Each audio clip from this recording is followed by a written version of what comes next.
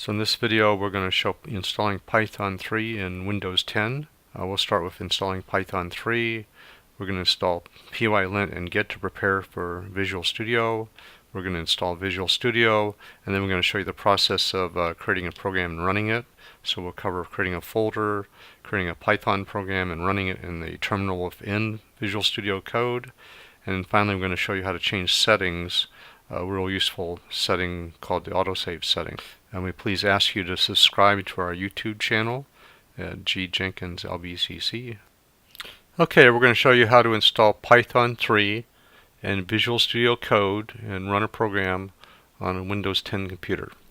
So first we've opened up the browser and we're going to go to python.org.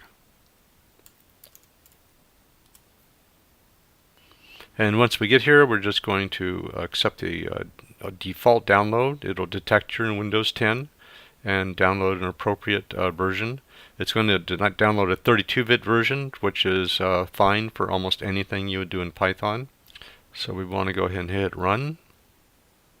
And we go ahead and hit run on the security warning. Okay, now we're going to accept most defaults, but one very important thing to set is down here. We want to add Python to our path. If we don't do this, Visual Studio will not be able to find Python correctly.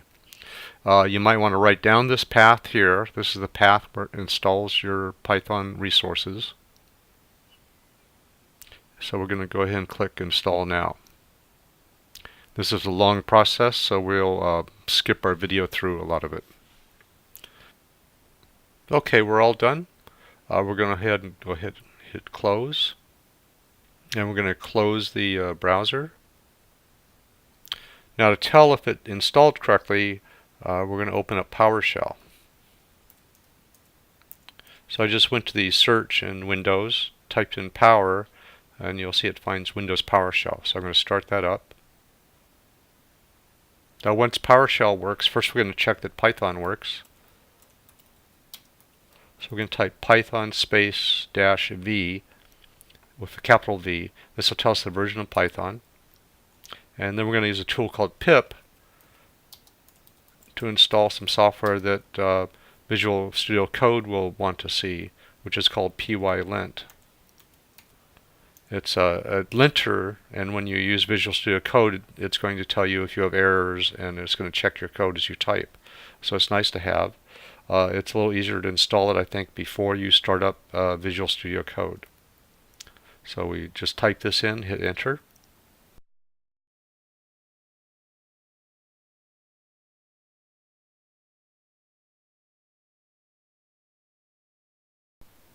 Okay, we're done. I'm going to close PowerShell. Now just to show you one more thing, when you go to the Windows icon, you'll see at the top it lists Python 3.6 documents. Idle, this is a program you can run that's mentioned in a lot of beginning Python classes, that you can just type in Python lines and it'll execute them as you type. And then it's got the manuals. So you can see what we've added to Python here. Okay, so we're going to go to the next step. We're going to go to our browser and we're going to install a program called Git. And it's at git-scm.com.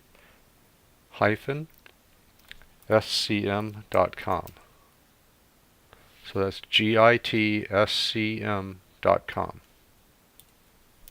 Now Git is another program that Visual Studio Code would like to see, or you're going to get messages about it. So when you see this screen here, just go ahead and click Download for Windows. And go ahead and hit Run and click Yes when you see the security questions.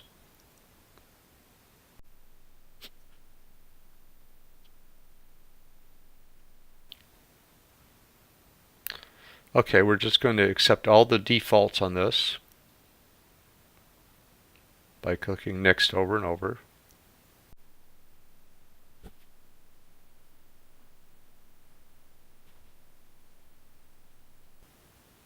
Okay, but we don't want to view the release notes, so we're going to uncheck this, and we're done with this installation. So now we're going to go get Visual Studio Code. So we'll go up here and type in VS Code, all one word. It should be able to find it. And we get the Visual Studio Code official site. just click on that, and then you'll see the download right at the front here. So it detects what system you're in. And we're going to hit run and hit yes to these security questions and just accept all the defaults.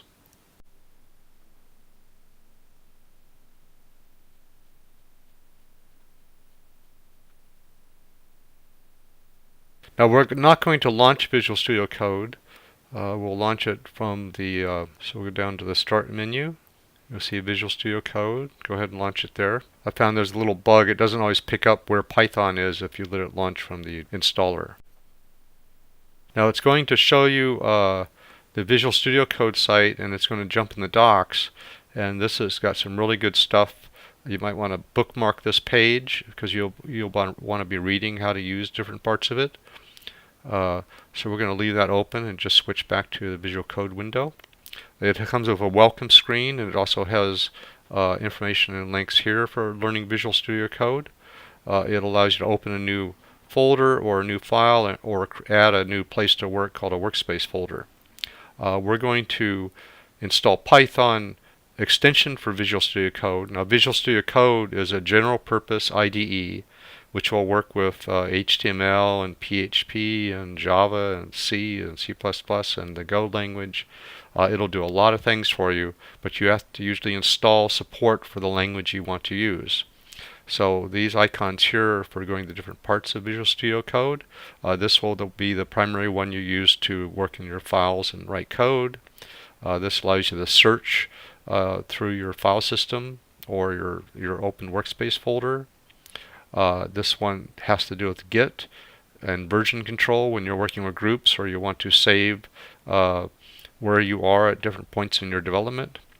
This allows you to run your code or debug it.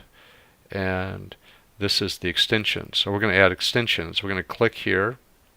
Now Python happens to be one of the most popular extensions, so it's listed first, but if you didn't see the extension you're looking for, you can just type in the word Python up here.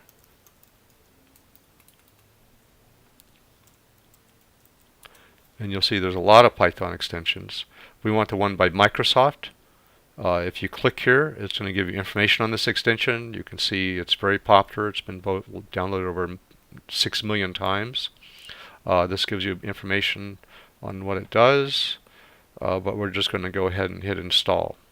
Okay, when it's done, you just hit reload. You have to do this to enable the extension. If you forget to hit reload, which is easy to do, it won't recognize Python until you come back and reload it. So now we have everything ready. We're going to actually write a Python program. So we can create a folder and use that to work in, but it has this add workspace, a workspace you can use to organize your work in.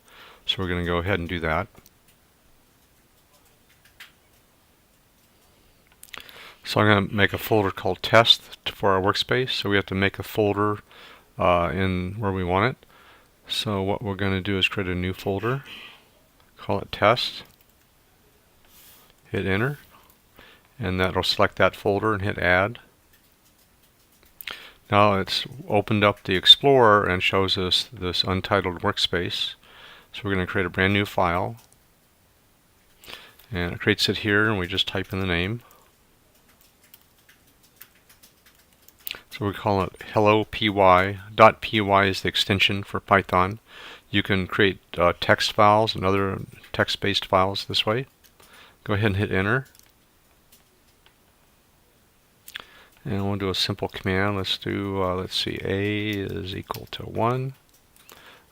B is equal to A plus 6. Print hello, comma, B.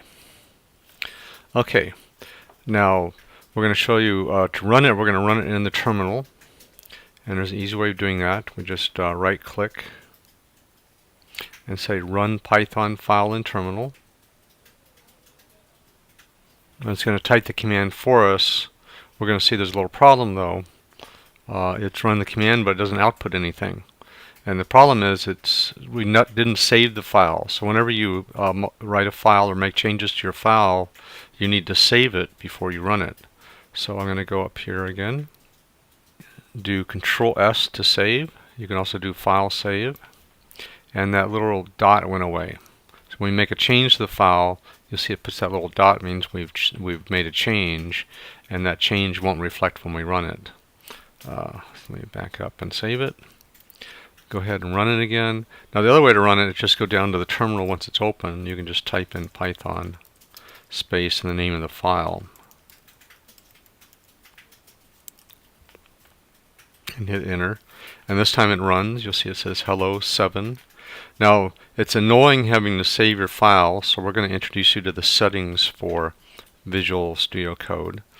So we're going to go over here and click on settings. The way the settings work is there's a default set of settings that is set up for you, which is in this area here, which is called default settings, and you can't change this.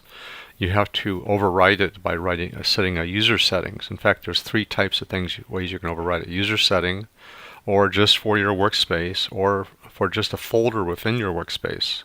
So we're going to do user settings, and we're looking for a setting called autosave. It actually is very commonly changed, so it's here along with font size and font family.